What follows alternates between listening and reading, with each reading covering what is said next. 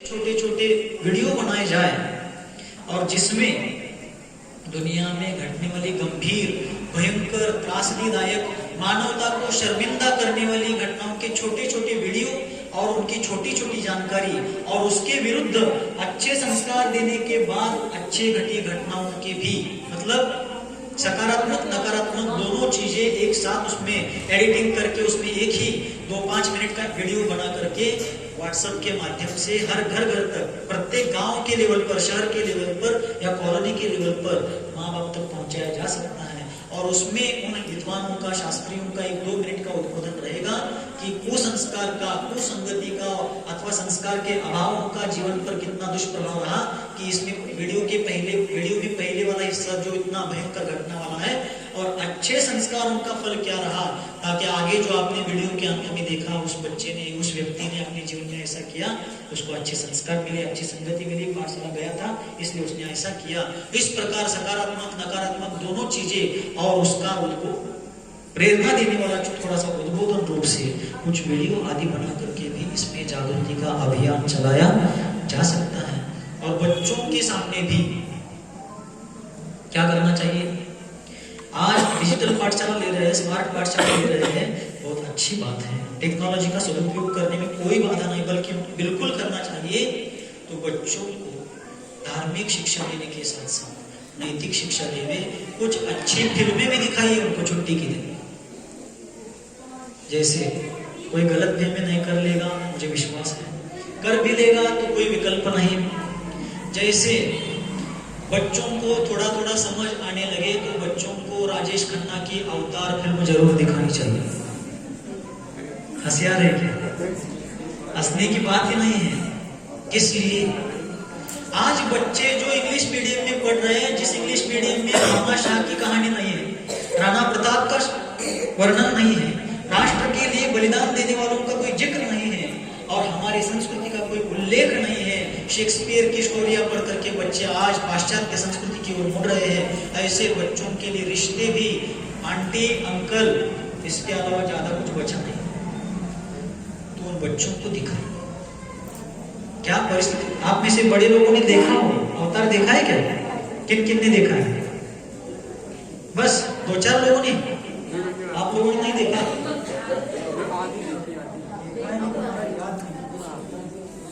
इसलिए बता रहा हूँ,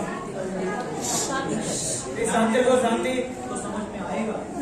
लगने को लग सकता है कि मंदिर में बैठे हैं महाराज, स्वयं महाराज है और फिल्म देखने की बात कर रहे हैं, लेकिन उसके पीछे का है माता पिता का बच्चों के ऊपर क्या उपकार होता है।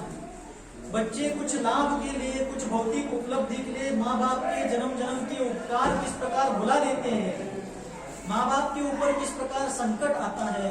लेकिन महाराष्ट्र में, मराठी में एक कहावत कही जाती है, हिंदी में उसको ऐसा कहा जा सकता है कि एक ही धोती पर व्यक्ति कभी बूढ़ा नहीं होता। क्या कहा जाता है? एक धोती पर व्यक्ति कभी बूढ़ा नहीं होता, उसको धोती बदलनी पड़ती है, उसकी धोती बदलती है, वैसी ही परिस्थिति भी बदलती है। धोती की तरह परिस्थिति, वस्त्र की तरह परिस्थिति भी बदलती है। आज हमारे पास कुछ धन की उपलब्धि है, साधन सुविधा की उपलब्धि है, वैसे अधर में मत उड़ जाओ, जमीन से जुड़े रहो। तो फिल्म देखने पर और बीच बीच में थोड़ा सा उसके बारे में मार्गदर्शन देने पर बच्चों को भी समझ में आएगा कि हम क्या करें। और भी कुछ ऐसे अच्छी चीजें हैं, पुराने जमाने की गांधी जी के ऊपर भी फिल्म आई है, और भी ऐसी अच्छी चीजें हैं जो भली लौकिक क्षेत्र की है, लेकिन जिसका जीवन से गहरा संबंध है, ऐसी चीजें दिखाई जाए। बच्चों को तीर्थ यात्रा ले जाया जाए, तीर्थों का महत्व बताया जाए, ताकि हमारा इतिहास क्या है, पूर्वजों ने कैसे कैसे मंदिर, जयपुर में चूलगिरी से 2.5 से 3 किलोमीटर की दूरी पर, 2.5-3 किलोमीटर भी नहीं होगा, 2 किलोमीटर के भीतर जग्गा की बावड़ी नाम का एक स्थान है, वहां मंदिर भी देखा है। जग्गा की बावड़ी जो व्यक्ति देखेगा, वह व्यक्ति जैनियों के ऐतिहासिक विरासत पर गर्व नहीं करेगा। जग्गा नाम का एक व्यापारी जो व्यापार करने के लिए उस रास्ते पर जाता था, लेकिन उसको पीने के लिए शुद्धि का जल नहीं मिलता था, तो पानी स्वयं के पीने के लिए और पथिकों को पानी पीने की व्यवस्था के लिए उसने जिस तरह की बावड़ी, जिस तरीके का कुआं वहां बनाया है, वह देख करके इतिहास पर गर्व उत्पन्न होगा।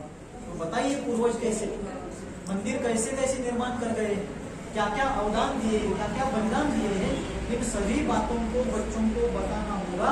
क्योंकि बच्चों को इतिहास का बोध इसलिए भी नहीं है क्योंकि आज जिस विद्यालय में जिस तरीके से वे पढ़ रहे हैं उसमें भारत का, राजस्थान का, स्थानीय लेवल का, धार्मिक लेवल का कोई इतिहास पढ़ाया नहीं जा रहा, कोई संस्कृति की प्रेरणा, संस्कृति की शिक्षा नहीं दी जा रही। बच्चों को ऐसे गीत दिखाइए, सिखाइए, हम लाए हैं तूफान से कश्ती निकाल के, इस देश को रखना मेरे बच्चों से संभाल। ऐसे अच्छे अच्छे गीत सुनाइए उनको। इंसाफ के डगर पे बच्चों दिखाना चल के, ये देश है तुम्हारा, नेता तुम ही होकर के ऐसे गीत सुनाइए उनको। सिर्फ पाठशाला के धार्मिक सिद्धांतों के पढ़ाने के साथ साथ ये भी चीजें इस देश की संस्कृति। तो इस प्रकार और भी आइडियाज के माध्यम से और धर्म को रूढ़ी मात्र समझाने के साथ साथ धर्म को विज्ञान के रूप में समझाया जाए कि मंदिर में जाते समय घंटा क्यों बजानी चाहिए, उसका साइंटिफिकली रीजन क्या है, वैज्ञानिक कारण क्या है, ये समझाइए। आप में से कोई बताएगा कि घंटा क्यों बजानी चाहिए और कैसे बजानी चाहिए? कोई भी बताए। और घंटा किस चीज का प्रतीक होता है? मंदिर जी में तो घंटा होता है, घंटा किसका प्रतीक है, घंटा क्यों बजानी चाहिए और घंटा कैसे बजानी चाहिए? मैं बताऊं? महाराज आपको बताने के लिए आगे बैठाया है। जैन धर्म में श्रावकों के, मुनियों के द्वारा की जाने वाली कोई चर्या, कोई क्रिया ऐसी नहीं जिसके पीछे विज्ञान नहीं हो।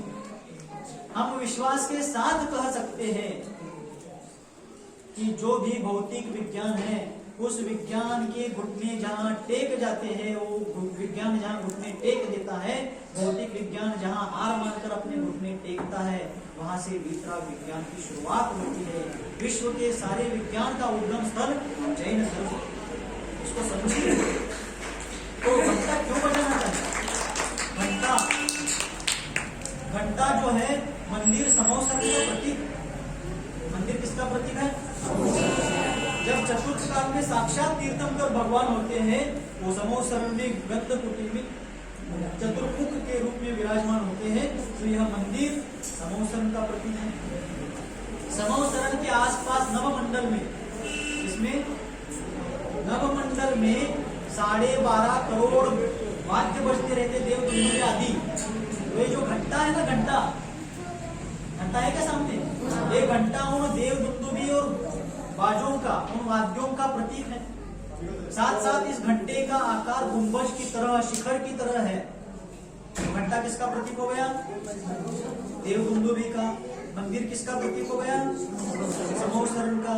घंटे का आकार कैसा है? शिखर की तरह, गुंबज की तरह, पिरामिड की तरह। तो घंटा कैसे बजाना चाहिए? घंटे के नीचे खड़े होकर के मध्यम ध्वनि पूर्वक घंटा बजाना है। घर का सारा गुस्सा घंटे पर उतारना नहीं है। हाँ, मध्यम ध्वनि से